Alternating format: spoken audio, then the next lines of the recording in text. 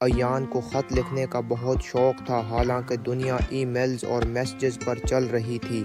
ایک دن اس نے اپنی دادی کے نام ایک خط لکھا جو 1 سال پہلے وفات پا چکی تھیں۔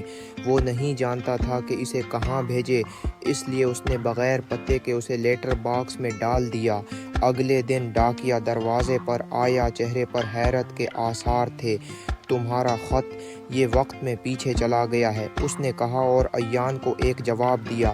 لفافہ پرانا لگ رہا تھا، سیاہی ذرا مدھم تھی، مگر تحریر بہت جانی پہچانی تھی۔ یہ اس کی دادی کی لکھائی تھی۔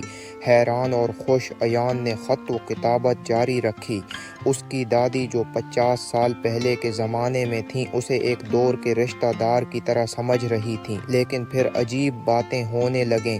دادی اپنے خطوط میں ایسی باتیں لکھنے لگیں جو مستقبل میں ہونے والی تھیں، اور کچھ ایسے راز جو ایان کو کبھی معلوم نہیں ہونے چاہیے تھے۔ پھر ایک دن اسے ایک خط ملا: "ایان، کوئی اور بھی ہمارے خطوط پڑھ رہا ہے، لکھنا بند کر دو، سارے خط جلا دو۔"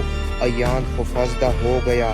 اس نے ایک آخری خط بھیجنے کی کوشش کی، مگر وہ کبھی منزل تک نہ پہنچا۔ اس کے بدلے ایک خالی کاغذ واپس آیا جس کے کنارے جلے ہوئے تھے، اور پھر ڈاکیا کبھی واپس نہ آیا۔